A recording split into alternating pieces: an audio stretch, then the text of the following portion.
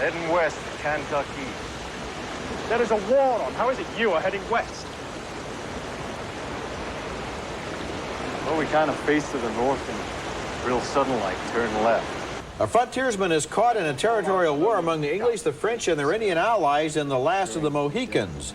That's one of 5 new movies we'll be reviewing this week on Siskel and Ebert, along with the new films starring Billy Crystal and Jack Lemmon. I'm Roger Ebert of the Chicago Sun-Times. And I'm Gene Siskel of the Chicago Tribune. Our first film is The Last of the Mohicans, and this is a gorgeous film that evokes America's past, recognizes the violence and beauty of the Indian warrior, and is marred only by a conventional movie love story. The film is set in the 1750s in upstate New York as the French and the British employ various Indian tribes in their effort to dominate the American territories. The key players in the love story are Hawkeye, Daniel Day-Lewis, the Oscar winner for My Left Foot, as the English-speaking scout raised by Indians who helps the British and falls in love with Cora, Madeline Stowe, as the daughter of a British officer. On a trail, they're drawn to each other despite their differences that mark the British for Hawkeye as a breed apart.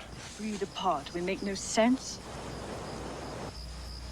You are right, Mr. Poe. We do not understand what is happening here. Much better and truly magnificent is the character of Magua, played by Wes Studi. He's a Huron Indian war captain, and as he leads the British, he plots revenge for the way they have broken their word with the Indians and destroyed them.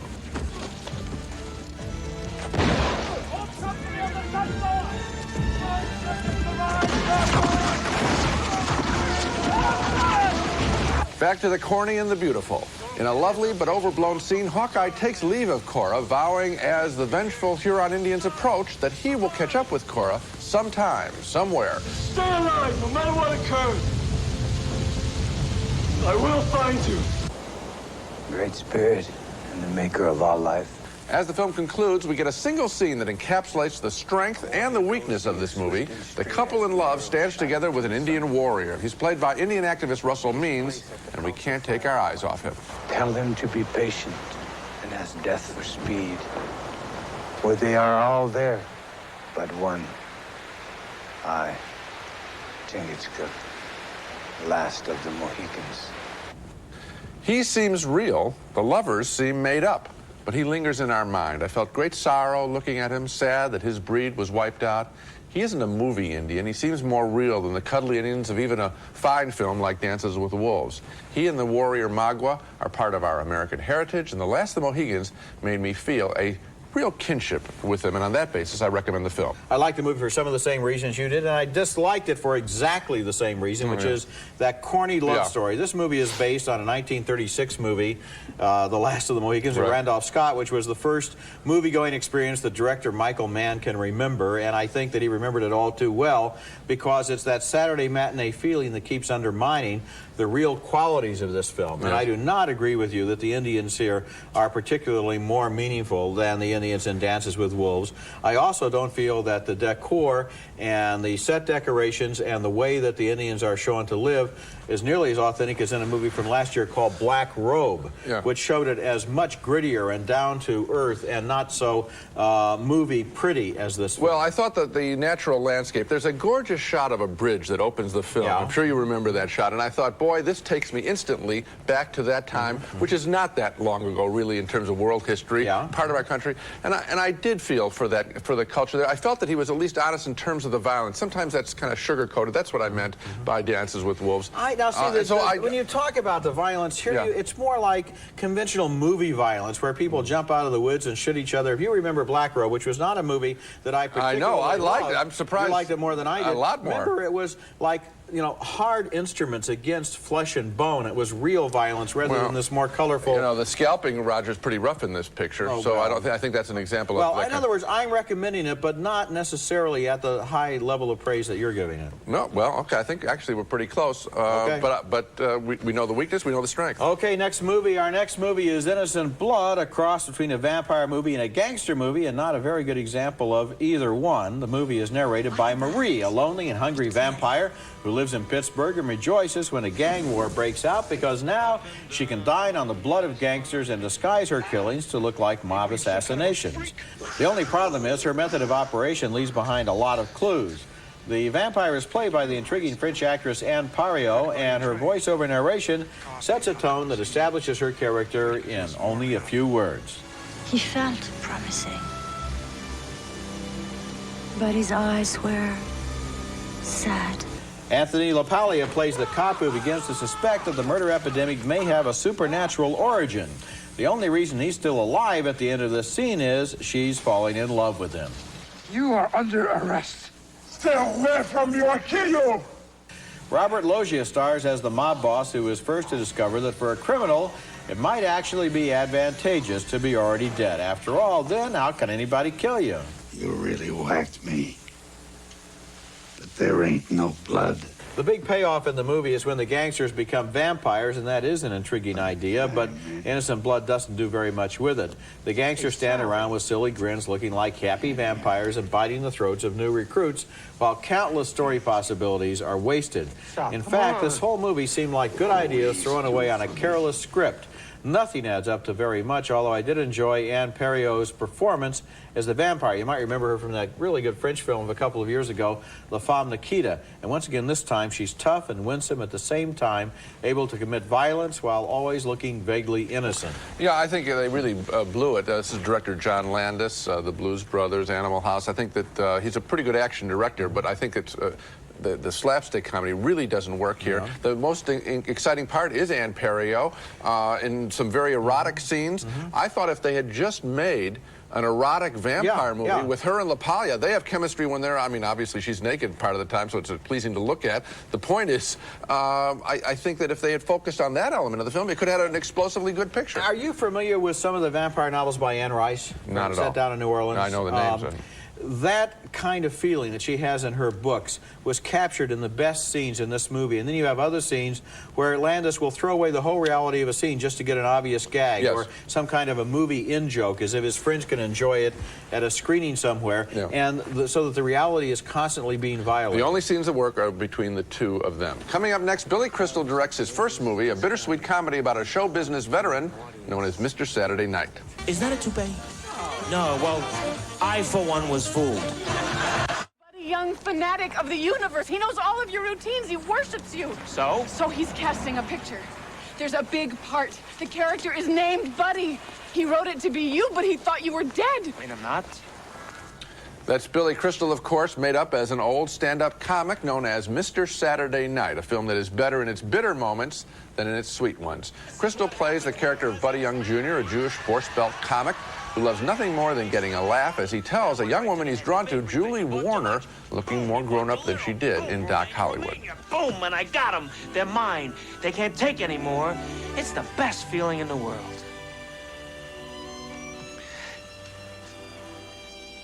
Until now.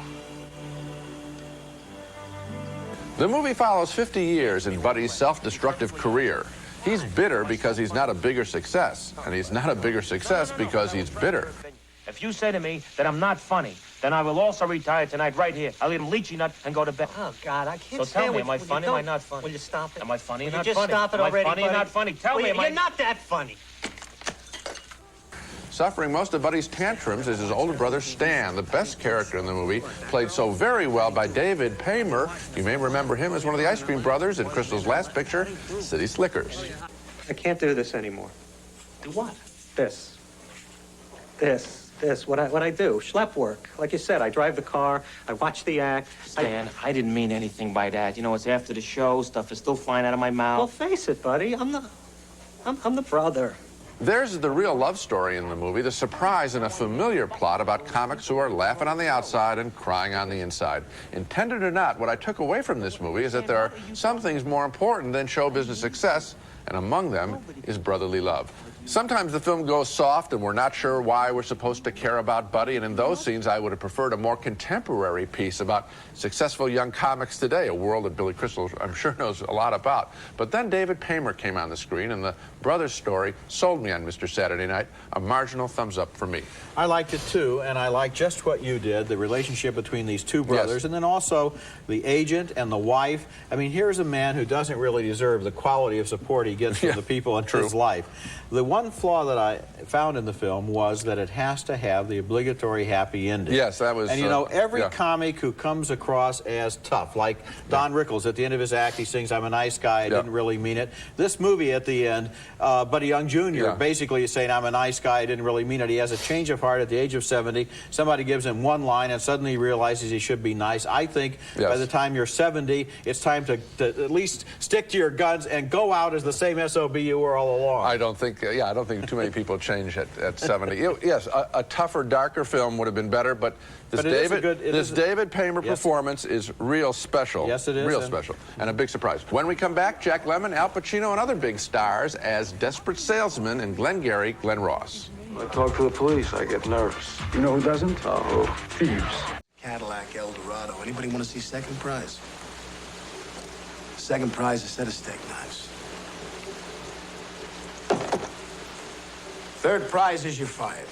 Alec Baldwin is the hotshot from downtown there, using a carrot and a stick on a room full of desperate real estate salesmen who are trying to unload worthless property that nobody seems even slightly interested in buying.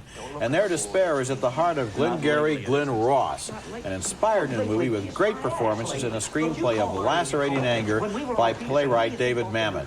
One of the salesmen is played by Jack Lemmon, who was once a great salesman, but is now broke and humiliated and without any hope until he lands a sale and convinces himself that maybe he has a chance at that Cadillac. Rick, 8 units Mountain View. Sold 8 Mountain. You bet your ass. Who wants to go to lunch, huh? Who wants to go to lunch? I'm buying it. Lemmon is terrific in this movie. And how did he sign those prospects? He explains his techniques to another salesman, played by Al Pacino. Know what I did? I locked on them. I locked all on them. Nothing on me, on them. And oh, God, I am holding my last thought. Now is the time. Meanwhile, speculation centers around a group of names called leads that the salesmen have convinced themselves are hot prospects. Like anything else, it seems to me that is negotiable, a guy could sell them. How do you know he buy them? Because I worked for him. You didn't talk to him? No. What do you mean? Did I talk to him about this? Yeah. Are you just talking about this, or are we just talking about it? Yeah, we're just speaking about it. Speaking about it as an idea. Yes. We're not actually talking about it. No. Talking about it as a... No. As a robbery. As a robbery? No. The title of Glengarry, Glen Ross is inspired by 2 mythical real estate developments that these guys are trying to move, and the play was a great success on the stage in the mid-1980s when times were good.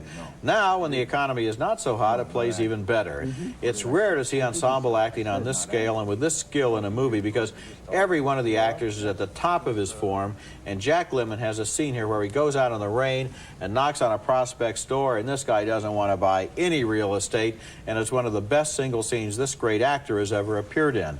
Of course, the Mamet dialogue is filled with 4-letter words. It always is. You've got to bleep every other word in some scenes, but here the words are like music or like punctuation, and they really work.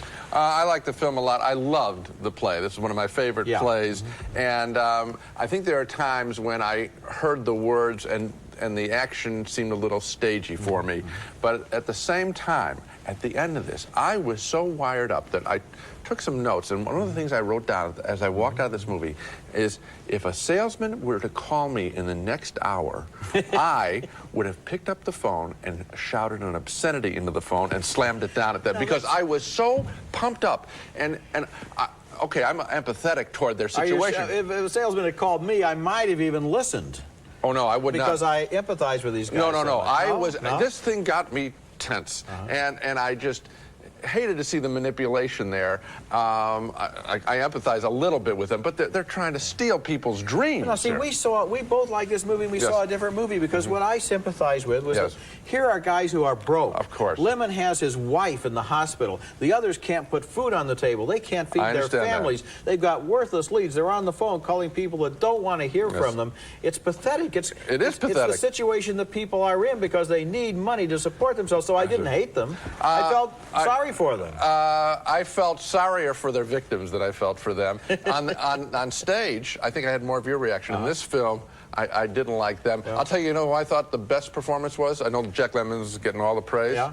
I thought Ed Harris was the most credible salesman of them all, and in some way, some of the most lost. He never had any glory. I think it'd be real hard to pick the best performance in this movie. They are so good. They're all pretty good, including Harris. Coming up next, the self-destructive lives of New Yorkers living on the edge in bars and cars. Laws of gravity. Are you stealing cars again?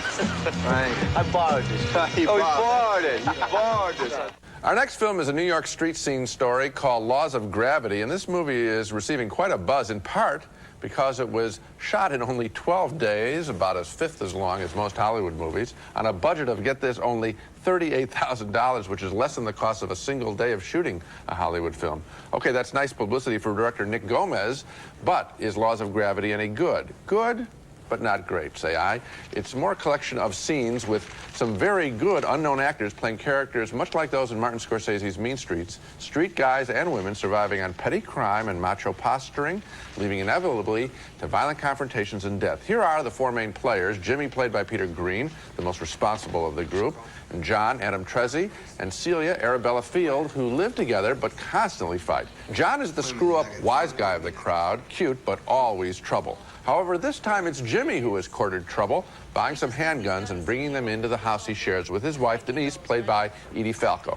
Oh, baby, look, I'll put them away somewhere. No, you know what I was thinking? What? I was thinking that we should have Mr. McGonagall come over and take a look at these things, right? Shut up. He'll tell us more about them or something, right? It's not like it's, violating your probation having these sitting here in the house, right? I don't know, babe. Why don't we call him on the phone? Yeah, and we'll find we should call him. Another good ensemble scene is when the boys meet up with two petty criminals, a scary small guy named Frankie, just out of jail, always ready to fight, well played by Paul Schultz, and a big lug named Sal, played by Saul Stein. You still got busted together, right? Not really. Hey, you share the same cell there?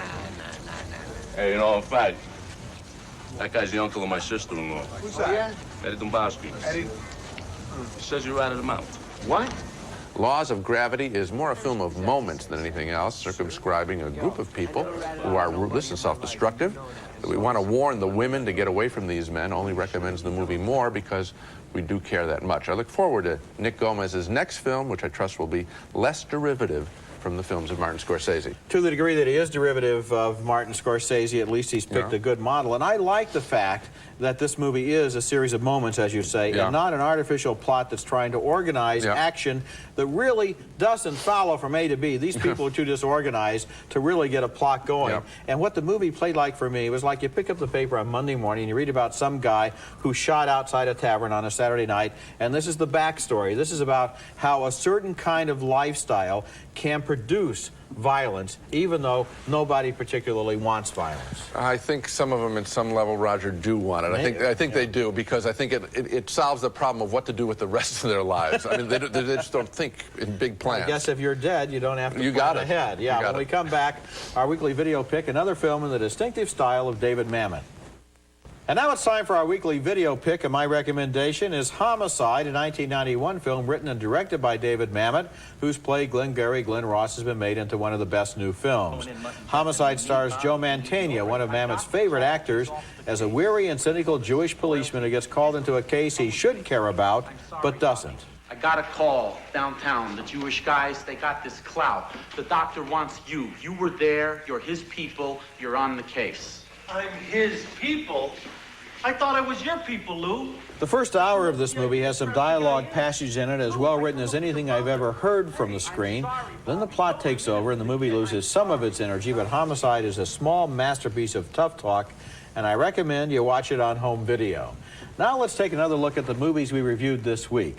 We both voted thumbs up for The Last of the Mohicans, but we like the Indian story more than the love story. 2 thumbs down for the vampire picture Innocent Blood, although we agree that Ann Perio and Anthony LaPaglia have an intriguing relationship here. 2 marginal thumbs up for Mr. Saturday Night, with Billy Crystal as a comic who always thinks he's funny but isn't always right. David Paymer is terrific as the brother. 2 enthusiastic thumbs up for Glengarry Glen Ross, with great performances right across the board. And we also like the performances in Laws of Gravity, a slice of life from the streets of New York. So, Glengarry Glen Ross in a fairly good week. You bet. And I think that of all the performances, David Paymer is the big surprise, along with the whole cast, the new cast of Laws of Gravity. That's it for this week. Next time, we'll be back with more big new fall movies, including Hero, starring Dustin Hoffman, Gina Davis, and Andy Garcia, and a comedy about heroism and the media, and also Mr. Baseball with Tom Selleck as an American player in Japan. That's next week. And until then, the balcony is closed. They're cooler and fresher than ever. New sugar-free Velements in breathtaking flavors. Cool refreshment Velements. New Blue Ultra 5, the longest-lasting automatic toilet bowl cleaner. Blue Ultra 5 cleans and freshens your bowl for up to 5 months. Brute. It captures everything that makes a man in one great scent. Brute, the essence of man. Stork Chocolate Reason. If you like chocolate, then you'll love Reason. Extra chewy chocolate caramels covered with a rich chocolate coating.